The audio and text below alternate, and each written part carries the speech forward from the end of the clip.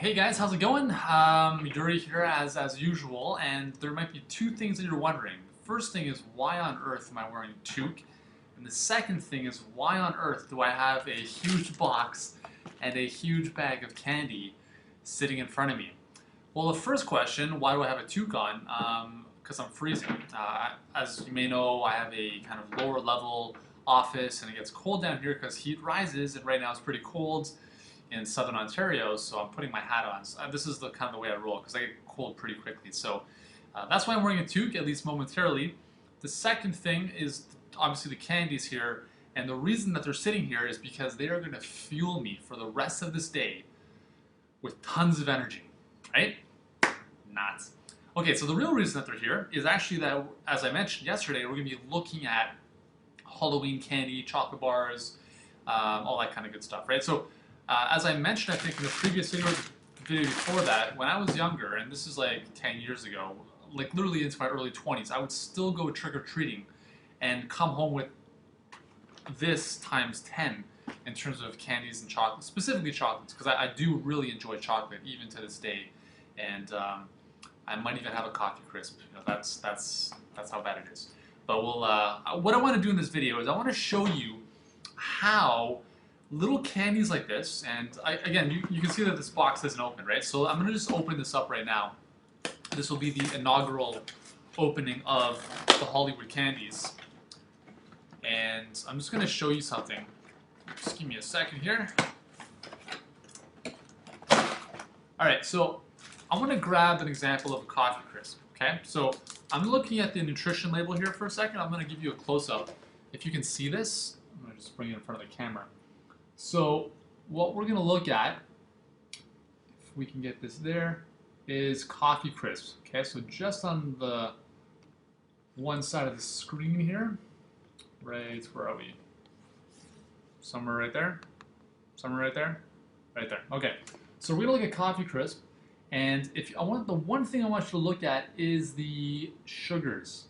5 grams of sugar per bar, okay, per one bar. Now the other thing I want you to look at are the ingredients. First thing you'll notice, if you can even see this, is sugar, okay? That's the first thing you'll notice. Now it doesn't really matter which one we're talking about. Coffee Crisp, Smarties, Kit Kat, and Aero.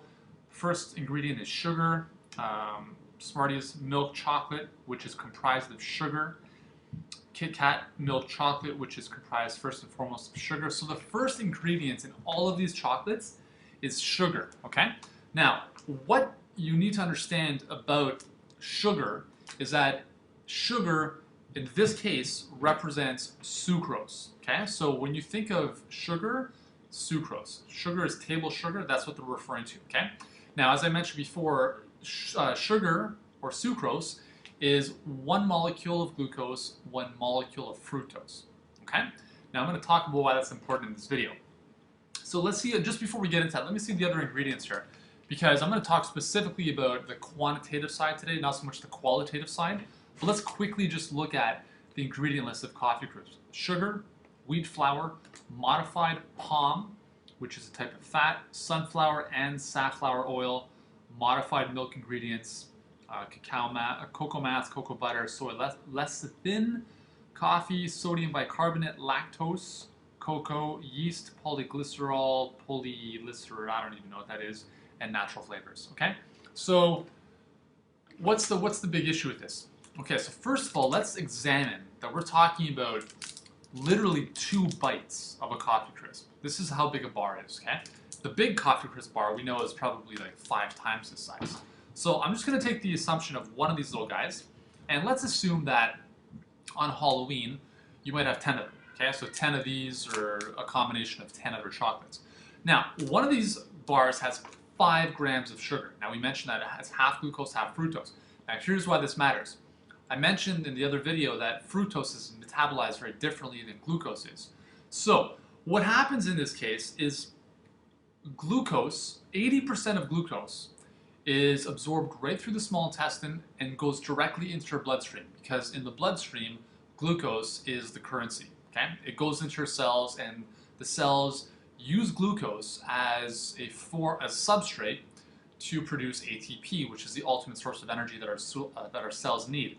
So that's fine. 80% of it is removed off the table. It goes into the blood and into the cells. Now that's not to say that this is still not going to spike your blood sugar, because this is going to be quickly absorbed. So all the blood glucose going into your blood sugar is still going to spike your blood sugar, which is going to lead to what?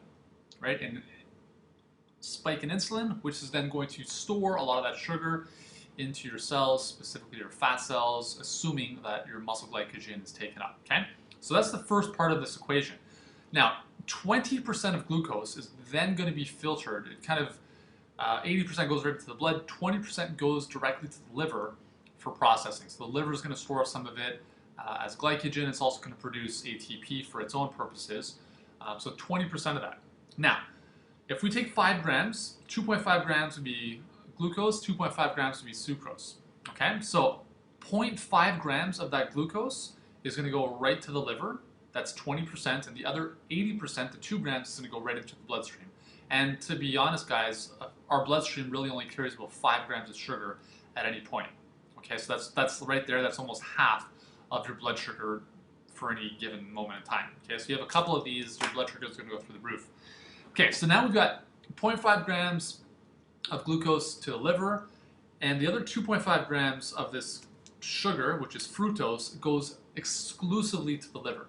Okay, it's about 90%, goes, well, 90 to 100% of the fructose goes right to the liver, because it cannot be used anywhere in the body if it's not processed and metabolized and broken down first through the liver. So why this is a problem is that, in general, your liver can handle glucose metabolism no problem. It's a very efficient method of producing energy and storing glucose as glycogen. That's fine. And in general, like if you compared this to having, let's say, the same amount of maple syrup. Maple syrup is actually higher in glucose, much higher. It's about a 4-to-1 glucose to fructose ratio, and that's why I recommend maple syrup as a post-workout sugar, because it's very quick glucose into the cells. But if you compare maple syrup to coffee crisp, it has less fructose. So from a blood sugar perspective, you don't just want to be having maple syrup on a routine basis, just really after your workouts mainly, because that's when the cells want to absorb it all. But in the sense that it has less fructose, it's actually going to provide less of a burden on your liver. Now, when more fructose ends up in your liver has to work a lot harder to break all of it down into its end products. And unfortunately, as I mentioned before, 30%, because there's so much of a, if you want to call them byproducts, from the liver is over inundated with fructose. Okay, so the liver, it can't process that much, so it ends up building up these substrates like pyruvates, which can enter into the Krebs cycle as acetyl-CoA. I'm not going to get too technical here, but I'm going to kind of briefly just mention a couple things. But some of that can't enter into that ATP production Krebs cycle. So some of it leaves the mitochondria as citrate, and then there are a couple enzymes in the liver which turn that into acyl-CoA, which is kind of a prerequisite for a fat molecule, and then that acyl-CoA combines with another protein. It leaves the liver as a triglyceride. Okay, so that's a very rundown, kind of diluted version of how it works, but essentially that's what happens when you have a buildup of all this fructose coming in and your liver can't handle it. A lot of it leaves the liver as triglycerides. It also ends up leaving fatty liver deposits, so kind of lipid deposits or droplets inside the liver.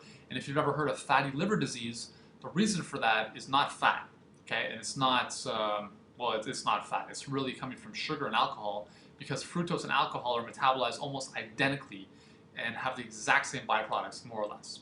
Okay, so that's what's happening in the liver with the sugar intake. Now, so imagine if you have one of these. Okay, that's whatever. If you have 10 of these, let's say you have 10 of these, or your son or your daughter does, or your family, your friends do, every single day for 1 to 2 weeks after Halloween.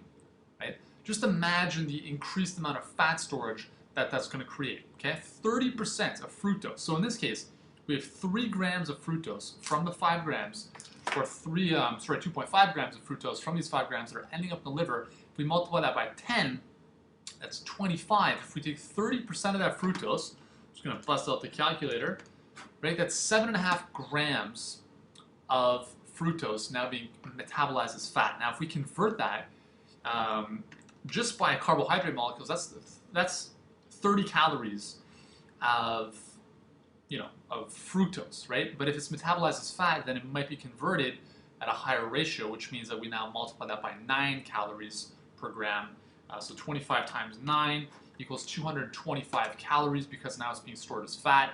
So you can see that not all calories are created equal. A calorie does not equal a calorie, and that's part of the reason why weight loss is not as simple as calories in, calories out. Okay, so I know this is a little bit technical, but it's really important to understand this stuff because when you understand how the body processes the sugar or does not process the sugar and the resulting consequences, you have more power to make better decisions and are more motivated, hopefully, to make better decisions. So that's why I wanted to bring this stuff up to you because Halloween is just a few days away. And you know what? Like honestly, if you have a candy bar here and there, it's not the end of the world. Enjoy Halloween with your kids, whatever. But do it in moderation. You don't need to come back with truckloads of candy like I did when I was a kid. I mean, I used to lay on my bed with terrible stomach aches. I had no idea why, right? Maybe it was the sugar. So hopefully this has enlightened you. And if you like this kind of stuff, remember, stay tuned for February because it's going to blow your mind. It's going to be a very, very, very special time. So yeah, until then, I'm going to be taking 3 months off, and I'll see you then. Actually, no, I'm just kidding. But yeah, so there we go. That's the deal with sugar. That's the deal with candy bars, and that's the deal with Halloween. That's why so many people gain weight and get sick after Halloween because remember, sugar is very acidifying in the blood, and we haven't even talked about that whole thing. But if you've read Eating for Energy, you know the consequences. So I'm going to stop now. It's time to hit the gym, and I'll see you in the next video.